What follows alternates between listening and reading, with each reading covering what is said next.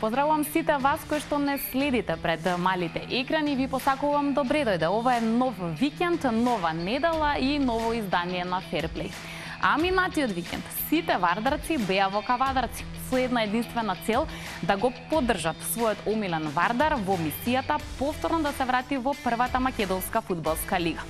И додека некои сето ова го споруваат, други не веруваат. Имаше и такви кои што на никој начин не успеа да помогнат, имаше и такви кои што ја докажа љубовта и вербата кон овој клуб и успешно ја извршија оваа мисија.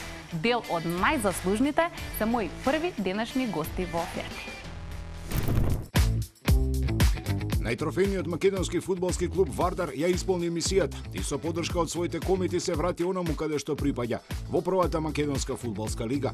Црвено-црните предводени од некогашниот капитен, а сега тренер Бобан Грчаров, на бараш надпреварот против екипата на Скопје одигран во Кавадарци, забележа победа од убедливи 3:0. Финансиската криза, неправдите, оскудниот играчки кадар, кираџискиот статус во услови кога клубот нема свој терен, не беа посилни од вербата и љубовта кон Вардар. За тоа како се сака црвено-црниот дрес во Ферплей со Јана, разговараме со играчите Дарко Глишич, Дарио Деснич и Дарко Размовски и Милорад Миленковски, член на навивачката група Комити.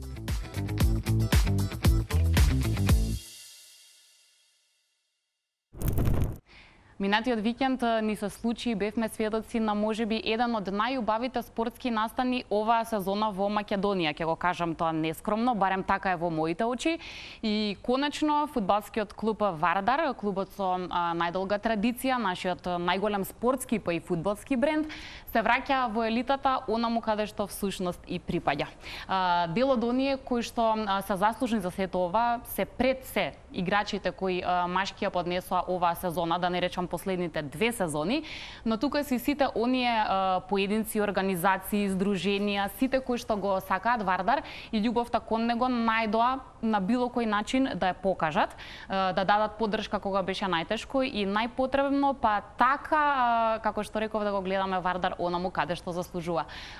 Дел од овие луѓе се денеска со нас во студиото. Знаеме дека неизоставен дел од Вардар се и комитите, така што имаме и представник од комити, се разбира, ќе им посакам добре дојде. Одиме поред на Дарко Глишич, Дарио Деснич, Дарко Размовски, играчи на Вардар, и Милорад Миленковски, секогаш тука да зборува за Вардар, да помогне на Вардар, да навива за Вардар. Добре дојдовте, дечки. Добре. Ви честитам на победата, која што веројатно не беше лесно од една страна човек да ја постигне. Всушност, ајде вие кажете ми, беше лесно или тешко да се одигра овој надпревар така како што вие тоа го направивте? Па бидејќи беше само еден надпревар, така да ние знаевме дека да кажеме дека имаше Скопје некоја предност затоа што беа во прва лига, ние сме од втора лига, но баражот, фала му на Господ, испадна како што треба затоа што момците и сите ни играчи се спремавме скоро 2 недели и кои излеговме на терен знаев дека ќе победиме затоа што длабоко го посакувавме таа победа. Да, дали беше притисокот, ако споредиме со сите останати други надпревари кои сте ги одиграле за Вардар, значително поголем. Затоа што дојдоа многу комити, значи имаше присутно, речиси, само комити таму на трибини и не само тие, туку голем дел од македонската јавност исто така ја посакуваше таа победа. Го следевме надпреварот и сега на вас е сето тоа да го одлучите на теренот. Имаше трема, голем притисок или? Па, трема постоеше, притисокот беше голем, самата утакмица, важност од утакмицата беше голема, сите знаеме што одлучуваше тој надпревар, сите знаеме што треба да ние како играчи направиме за тој надпревар. Така да се чувствуваше некоја во воздухот, некоја хемија, дека нешто ќе се деси тој ден, дека ние ќе дадеме што ига не 100%, 105% нашите можности за сите тие луѓе што дојдоа, што не дојдоа, што не гледа на малите екрани, да ги израдуваме онака како што ги израдуваме, мислам дека Да. Успеавте во тоа. Да, само да напоменам за гледачите, моите гости пристигнаа во студиово непосредно по големото слави прече кое што го имаат во Скопје. Благодарна сум многу за тоа, така што ви простуваме за тоа што сте засипнати, можеби и малку уморни. Бешави се води вака еден победуваат црвено-црните. Експлозија на главната трибина на стадионот во Кавадарци. Деснич. Чека топка Јаневски, Деснич, широк простор. Од Бутванула, повторно Размовски. Овој пат Ефремов Самоја попред топката, а оснамен на втората стапива. Среќниот Дарко Размовски, 5 минута во првото полувреме, 5 во вториот дел, 50-та. Вардар има 2:0, огромна предност. Капитално можеби за враќање во прволигашкото друштво. Ќе бие Глишич, пласира 3:0. 59-та минута. Вардар го гази Скопје. Разнебитен тимото од автокоманда. Вардар со шампионско второлигашко издание на пат пред враќање во првата лига. Двајцата присутни што се вика Дарко ги постигнаа головите. Даре Размовски 2. Да. Чувството? Кога ќе видиш топката во гол и кога има реакции, какви што имаше реакции? Чувството неопишливо после постигнат погодок за ваков клуб покрај такви навивачи е нешто неопишливо што секој играч сака да доживее во фудбалската кариера. Да. Мислам дека ретко кој клуб може тоа да си го дозволат да можеш така да прославиш пред публика, пред таква јавност и многу ми е мило што тоа се деси баш на баражот како шлак некој на цела сезона. Па и не се сомневам дека и вие ќе ги помните, но и во историјата ќе си бидат запишани и верувам дека ќе се зборува за овие голови, затоа што беше многу значаен натпревар. Мики, цела сезона зборуваме дека сакаме оваа радост да ја доживееме. Дадовте поддршка кога беше многу потребно. Очигледно се исплати кога човек нема да молчи, туку ќе се активира и ќе покаже колку е важно да се сака со дела својот клуб, нели? Да, ја пред се сакам да им честитам прво на фудбалерите што го дадоа максимумот и што ја препознаа цела она енергија што ја вложуваме долго време назад. Ја би се вратил уште до 2020 некаде ноември, до сега би рекол дека е така климава ситуацијата во фудбалскиот клуб Вардар и на време започнавме и ние таа активност, па паралелно двете работи, и трансформацијата на клубот и фокусот за баражот. Да. Заради тоа е Вардар голем клуб и заради тоа и комити се и навивачите на Вардар и јавноста се големи, заради тоа што ние сме способни истовремено мултивекторски да функционираме, значи на повеќе страни да бидеме и да ги остваруваме целите. Тоа е се за доброто на јавност и за доброто за македонскиот фудбал и спорт. Да, генерално бидејќи можеби не грешам веројатно без Вардар на што би личел или како би изгледал македонскиот фудбал, некако за мене незамисливо сценарио. Колку комити имаш од прилика во Кавадарци? Па според она како ние ги спрема распределбата на билетите и спрема со оглед на тоа дека остана многу голем број на фанови кои што не успеа да влезат на трибината, беа позади голот исто така сместени на на ридчето. Значи по моја проценка над 3000 комити. Браво, секоја чест.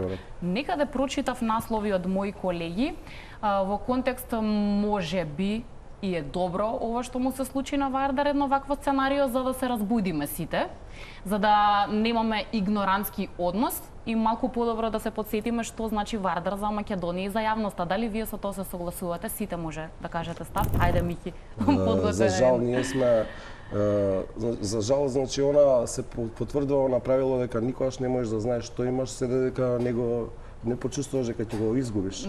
Да. Го почувствувавме ние тој момент и ние никако не може да се дозволиме никако комити, никако македонци Вардар да биде загрозен, иднината на Вардар. Значи во вашата телевизија и во неколку емисии значи спомнавме веќе дека ние нема да правиме компромиси за Вардар, меѓутоа ќе тропнеме на секоја врата и ќе разговараме со сите оние кои што се надлежни, кои што треба да бидат надлежни, кои што не се, меѓутоа треба да бидат. Така да веќе е започната истовремено таа иницијатива, веќе во 7 општини бевме, во сите општини наидовме убав прием и веќе тие се, да кажем, новата слика и новиот изглед на управниот одбор во фудбалскиот клуб Вардар, барем на краток или среден рок. Додека не се најде еден покрупен инвеститор и градот Скопје. Како долгорочно решение, да. Добро, секако веќе на тоа се работи, ќе ми кажеш и малку подоцна кои се сега следните чекори, тоа е многу важно затоа што првата лига и по правила се разликува од втората. Дарко Глишич беше меѓу играчите кои во Вардар игра и во едни посветли моменти, и тоа во период кога се врати од странство, па беше пречекан во свој град, во свој клуб, нели? Можеш да ги споредиш знаеш како беше тогаш, знаеш како е сега. Од која причина продолжи да играш за Вардар во денови кога не заработуваш, не земаш плата, одиш таму само за љубов? Ќе речат од љубов не се живее, ама еве Вардар од љубов преживе. Љубов, страст, емоција. Да. Значи Вардар е клуб нешто најсвето у Македонија и со чест и со задоволство сам светиот дрес. Така да благодарение на сите играчи од прв до последен, од најмлад до најстар, што се договоривме и се сложивме као македонци дека ќе се сплотиме и ќе идеме до крај со клубот, да издржиме и без пари, значи тоа љубов, да го вратиме таму кај што припаѓа. Затоа што Македонија без Вардар не е тоа што треба да биде. Така е, уште малку ќе потпрашам, ти не си се уште, немаш свое семејство, така што веројатно одлучуваш само за себе, меѓутоа поддршка е потребна од најблиските, од оние што се секојдневно со тебе, родители, обкружување.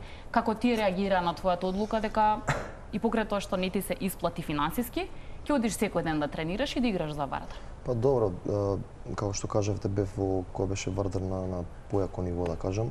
Благодарение пак на Вардар си имаш некоја заштеда и така да се враќаш во некој време кај што пред да дојам у Вардар бев у Кипар, кај што имав други некои понуди, но едноставно таа ситуација кога го видов Вардар во втора лига разбуди нешто во мене, затоа што не можев да дозволам, имав и доста понуди да дам на страна, но се одлучив да се вратам тука и да му помогнам на Вардар, затоа што Вардар ме направи играч и Вардар ми помогна. Јас сум дете на Вардар и така да сум застанал и без година, две плати, без проблем. Нема проблем, ги издржа.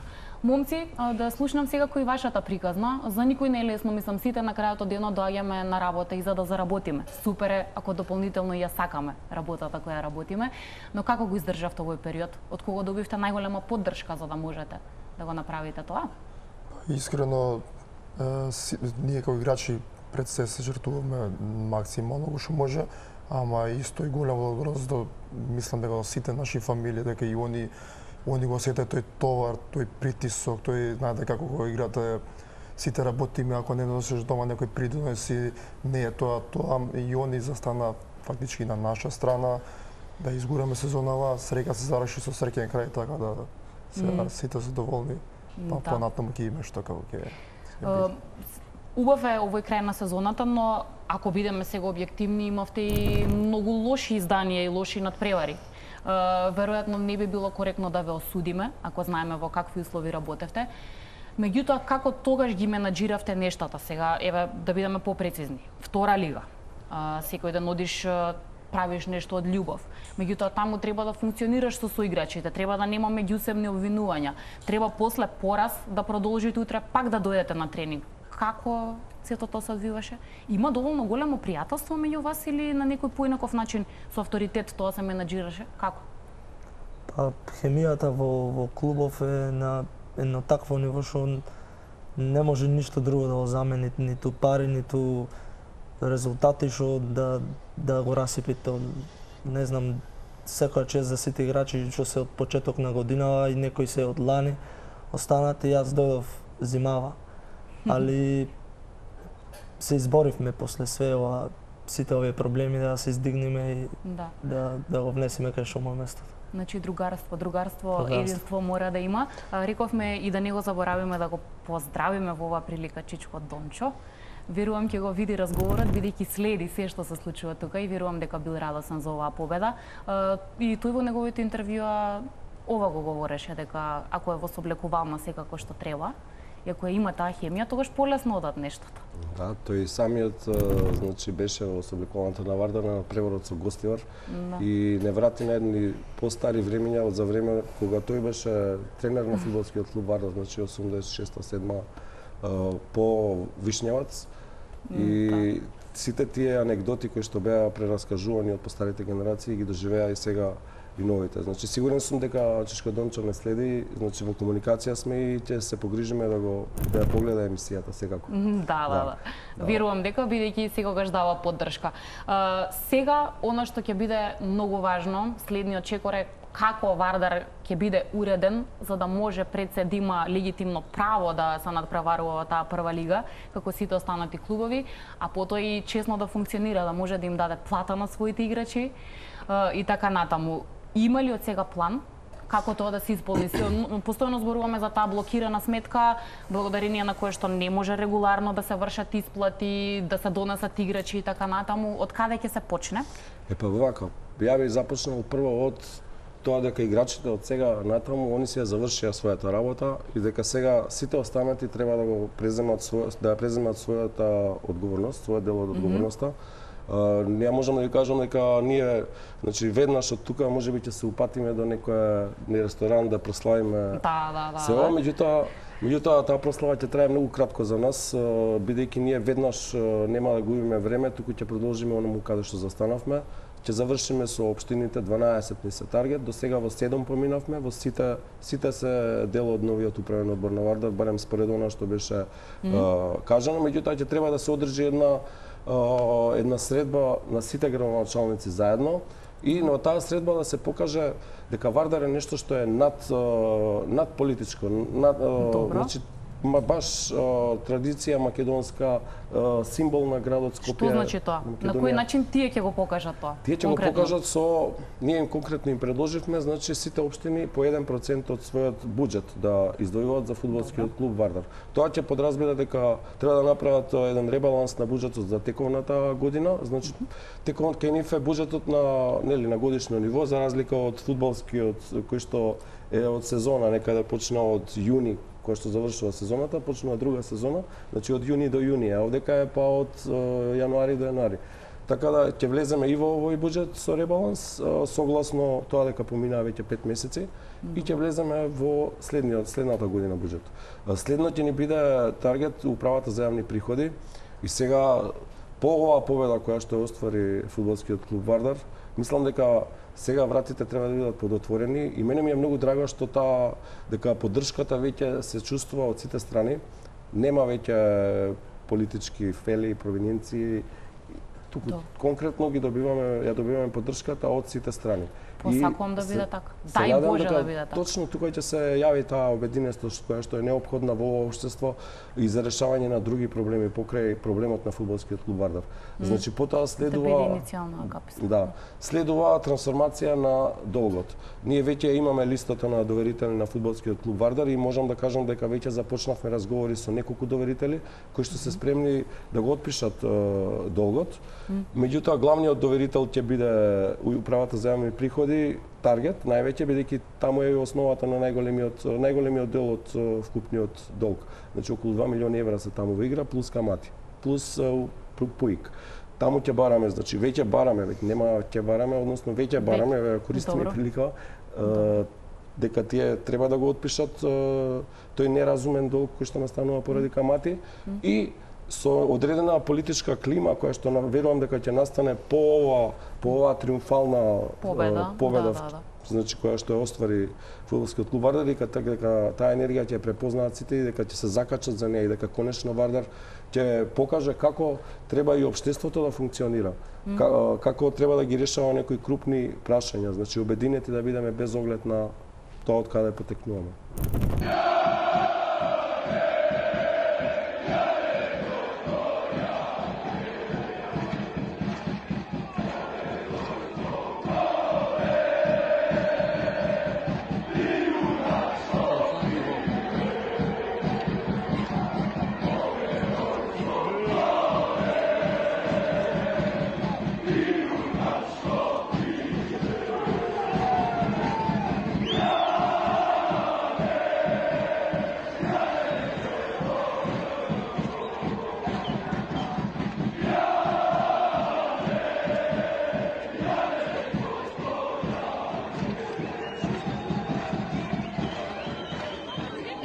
Една слика за обединетост и за посебна атмосфера и енергија беше тоа што се случуваше на трибина.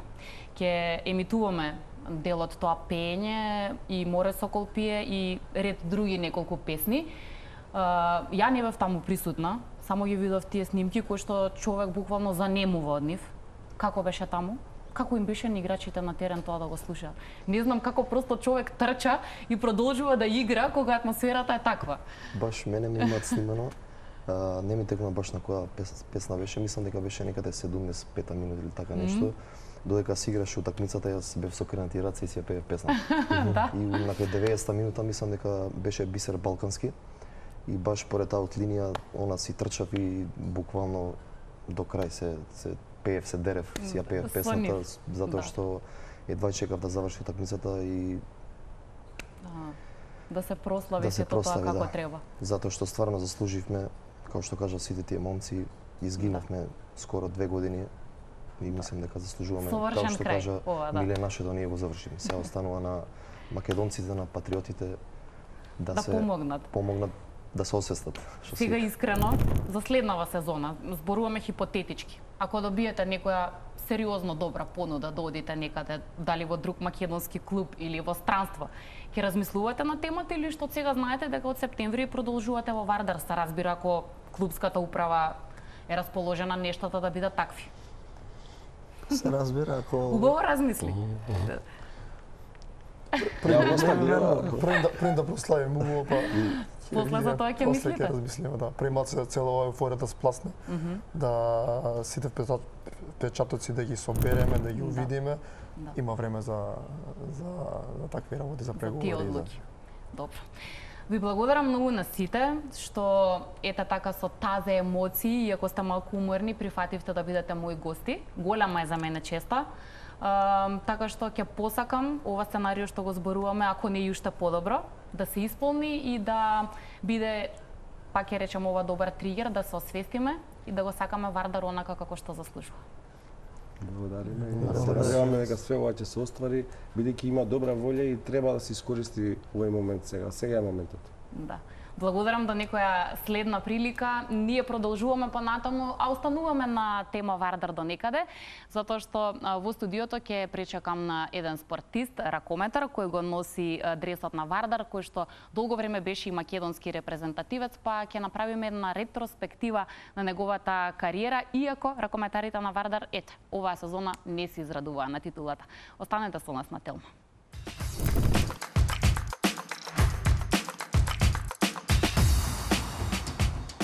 Тоа е актуелното Вардарово десно крило. Ракометар кој 16 години го носеше дресот на македонската репрезентација. Надпреварот против Турција во април беше негов последен во уловен репрезентативец.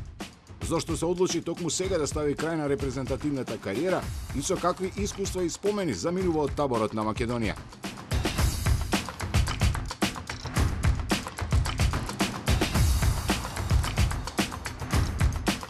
Гостин во Ферплей со Јана е Гоце Георгиевски Џомба.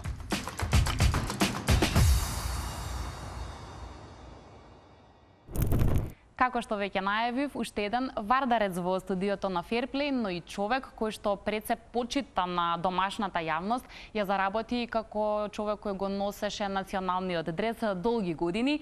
Честно си ја извршуваше оваа работа, која што задача ја заврши минатиот месец, тогаш го одигра и последниот надпревар за македонската ракометна репрезентација. Ќе ми биде чест и задоволство во оваа прилика да разговарам со Гоце Георгиевски. Гоце, здраво, добре дојде. Здраво, добро ве најдов. Ви благодарам за поканата и мило ми е што сум тука. И мене ми е многу драго, бидејќи ти заврши една етапа, да речеме, од твојата кариера, како што реков, според мене важна за нашата јавност, затоа што долги години ти го носеше дресот на македонската ракометна репрезентација. Сега те потпрашав 2007? Седма, да, прв настап имав на турнирот во Романија, Трофеј Карпати, мислам беше, со селекторот тогаш Илија Темелковски. Тогаш прв пат тие ми беа во сениорска конкуренција први настапи. Потоа имаше, не бев константен, но 2009-10 година веќе константно бев во репрезентација. Си го заработи местото. Да. Но дали го помниш тој официјален прв повик, затоа што нели веќе си бил во светот на ракометот и така натаму, но кога конечно ти кажуваат да, ти си на списокот, ти ќе играш, што е оно што ти минува низ главата, како ти го доживеа тој момент? Па да, секако дека бев изненаден. тоа, пак ќе кажам, беше турнир во Романија, ние настапувавме со некој си состав, да кажам, подмладен, но искрено не го очекував тој повеќе, игра во младинската репрезентација и за мене беше, како што кажав, едно изненадување, ми беше чест, тоа кога бев дете не ни сонував дека ќе играм за репрезентација и навистина она една трема, као ден денеска беше, се сеќавам. Да. Да, така да многу бев радосен. Поинаков притисок е, нели, кога се носи дресот на репрезентацијата? Па како не чувствуваш некоја одговорност? Да, одговорност. Има ли конкретна причина, прецизна причина, зошто токму сега одлучи дека е време за крај на репрезентативна кариера? Па добро, јас и мислам дека и претходно донесов одлуката, овој квалификацијски циклус што беше да го заокружам, значи да го доиграм и тоа светско првенство во јануари, значи и да се збогувам со македонската репрезентација, така да унапред ми беше испланирано се. Мислам дека одлуката од моја страна, од мој аспект е исправна.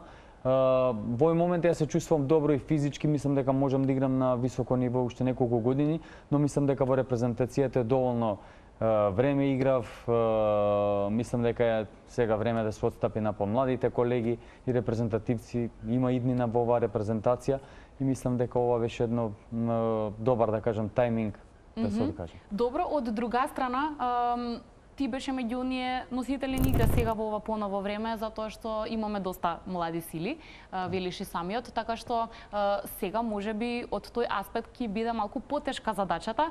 Во таа смисла не мислиш дека можеби можеш уште некое време да помогнеш, да бидеш дел од тој мотор на теренот? Па да, добро.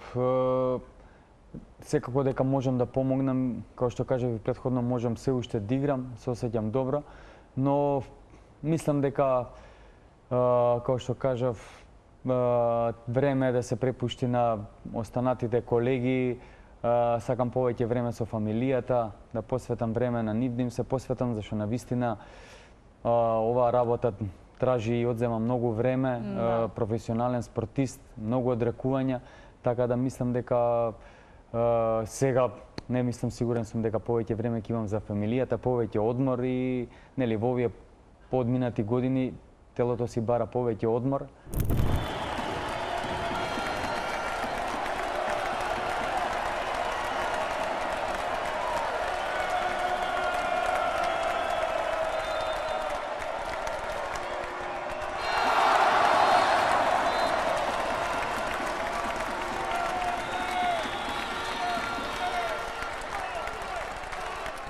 Како твојата сопруга, некогашна девојка, се носеше пред се со твојата професија? Да. И со сите оние отсуства, периоди кога не си тука, периоди кога си во карантин, што беше тоа што и те вас спои? Раскажи ми малку за вас. Па да, ние пред и официјално да стапиме во брак, имавме долга врска и претходно мислам, таа ја разбира мојата професија, само можам да ја бидам благодарен што ја свати мојата професија како професионален спортист, што многу време не сум дома, одсутен сум, поготово сега кога сме во брак, кога имаме семејство. Таа е навистина еден голем борец, со децата поминува доста време на училиште, во градинка. Јас колку ми дозволуваат врските, сум со нив, но таа го поминува претежно целото време со нив и јас и претходно исто во една прилика кажав и се заблагодарувам и фала и што знае за каква работа се занимавам и што се бори толку за семејството. Да, останатите обврски ги преземала свесно на некој начин кога ти си одсутен. Твоите дечиња се уште малечки, но јасно ли им е во овој период кој им е татко? Јасно ли им е тежината на тоа дека си репрезентативец, дека играш за Вардар сега и така? Па да, поголемиот син Алексеј, он веќе почнува да ги сваќа работите и па дури и Софија, помалата ќерка, некогаш ќе бидеме излезени, па некој сака да се слика автограм и вика, тато, зашто се сликаат со тебе? Викам, па тато, зашто игра ракомет? Така да... И станува јасно. Да, и станува јасно, да. И они полека ја сваќаат и мојата работа. гледаат на превари со нетрпение, поготово Алексеј, он е поголем. Да, доаѓаат на трибини понекогаш. Да, скоро секогаш, да не кажам. Да. Тоа е супер. Така да го сакаат и они спортот. Има ли, и за тоа може би до некаде се мали, а може би не, но има ли спортски афинитети или рано е да се препознава некаков талент? Па добро, има, но не би можел сега да кажам со сигурност секој ќе биде спортист. Ја како родител мислам дека не ги форсирам дека мора со спорт да се занимава, дека јас сум спортист. Тоа е они самите како ќе си го изберат својот пат, што ги интересира. Ќе дадеш поддршка, да. Секогаш тука сум. Така да не е сега кажам дека треба да биде спортист, дека таткото бил спортист. Тоа е само до детето каква желба има. Да не му наметнувам притисокот како од мали нозе. Дали засеќаваш на моментот кога прв пат сам излезе од Македонија, бидејќи имаше период во кариерата кога настапуваше на две различни места надвор од Македонија, така? Не грешам, Франција? Да, Франција и во Букурешт. И во Букурешт, одреден временски период. Бил ли тој период тежок за тебе? Да отидеш во нова средина, таму да бидеш прифатен, па и ти да го прифатиш тој менталитет. Како изгледаше тоа? Па беше, кога отидов во Франција од Металург, отидов и можам да кажам, тој беше еден тежок период за мене, затоа што Металург, сите знаеме како заврши, од една страна беше проблеми во клубот, финансиски, од сите аспекти, не тренирање, и беше еден тежок период за сите нас во клубот. Беше тешка одлука дека ќе решам да си одам од тој клуб, затоа што мојата кариера почна од таму, играв, можам да кажам, долго време. Да, за тој клуб навистина беше една тешка одлука да пресечам, да кажам дека е доста да играм за друг клуб. Искрено, јас кога го напуштив Металург, немав нов клуб, бев месец, можда дена без клуб, не ни знаев дека ќе одам во странство. И таа дојде понуда од Франција, стигна за мене исто изненадувачки. И се сеќавам првиот ден кога ми се јави утре дента да одам на аеродром, навистина ми беше тешко, сам одев, да. Како нозете тешки, како да ми се враќаа. Затоа што нова средина, нова земја, нов јазик, не знаеш што те очекува, не знаеш каков е клубот, како ќе те прифатат. Сите тие некои прашалници над глава ти се појавува, но можам да кажам сега дека кога сега после оваа временска дистанца дека вредеш и среќен сум што тоа се случи. Да, такво искуство плюс да имаш како човек, не само како спортист. Да, секако и нови култури се ознаваш во државата, во градот кај што си пријатели, други, навистина прекрасно искуство. Може ли да посочиш од кој тренер, од сите твои досегашни, може тука да ги вклучиме и селекторите наши, најмногу си научил за ракометот? Па добро, има доста тренери поминав во кариерата, секој тренер е на свој начин специфичен. И секој тренер е во некој дел најдобар. Може би некој е во тактички, некој во психолошки дел од подготовка на надпревари, на тренинзи, во физички дел. Така да сега вака кога ќе се навратам назад во времето и често пати така дома размислувам, затоа што јас сакам понатака да се занимавам со тренер и ги анализирам работите и гледам дека од секој тренер сум научил нешто. Може би тоа не сум го сваќал и сум го размислил, во минатото така, но сега како подминуваат годините, го сваќам така да имам доста тренери. Лино Червар ми беше во Металург во репрезентација. Добро, тоа беше доста тежок период за многу играчи, во моментот зборуваме, затоа што нели Лино Червар донесе некои нови правила, промени многу нешто на позитивно веројатно во македонскиот ракомет, многу играчи видоа бенефитот со работката со него, но често и беа во клинч.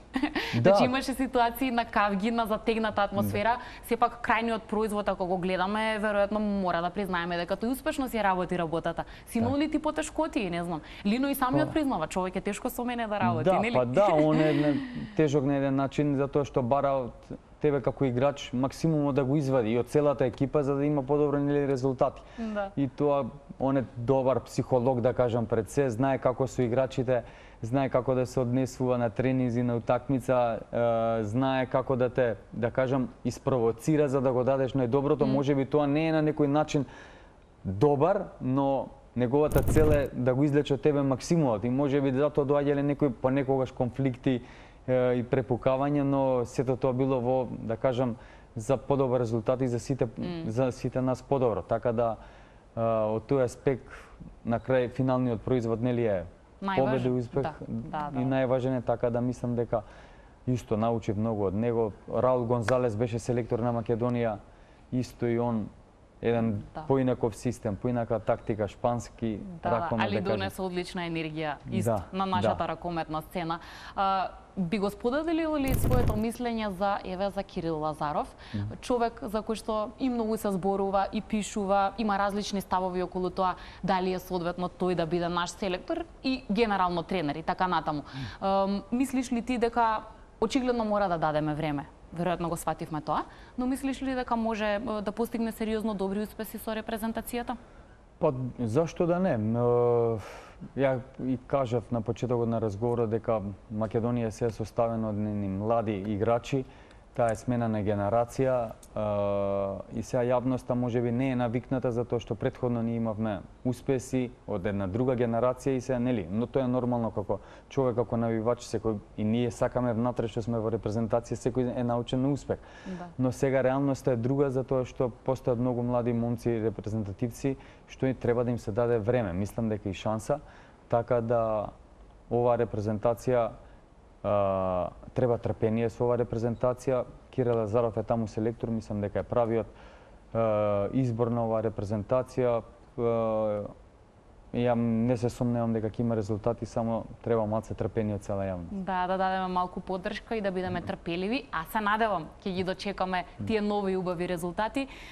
Ти со Македонија беше, ако не грешам сега, на 5 вкупно светски првенства или повеќе се? 15. Веројатно 5. Што не е воопшто малку, ако се плюс, уште подобро.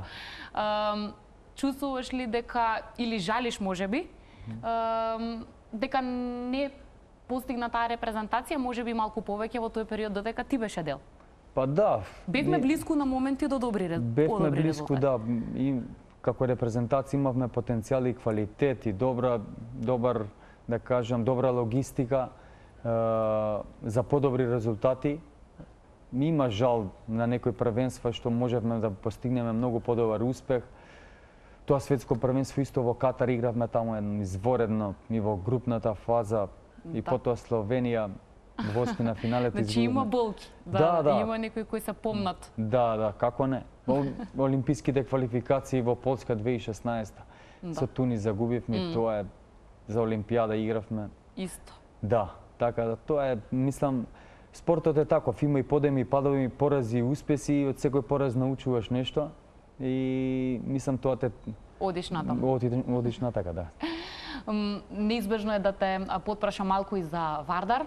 Оваа сезона е веќе јасно дека титулата ви избега, односно не успеавте да ја одбраните. Каква е таму атмосферата? Има ли големи разочарувања? Па да. Што ова се случи или? Па добро, сега има нормално разочарување кога се борите, да кажам, цела година за една шампионска титула, за шампион на Македонија и веќе ја губиш, нели, во мај месец, нормално да има големо разочарување. Поготово Вардар во последните, не знам, 10 години е шампион константно на Македонија. Сега таа шанса, мислам, ја испуштивме. Тоа е, како што кажав, спортот е таков, Пелистер ја заслужи титулата. Ние имавме неочекуван кик со Алкалуит таму на гостински терен. Да, кобна ситуација, што потоа ги промени текот на нештата. Да, и ние генерално, мислам, објективно отидовме во битола за да победиме, само тоа не беше во игра. Загубивме и мислам им ја честитам титулата на Пелистер, си ја заслужија и им посакувам многу успех во Лига на шампиони следна сезона.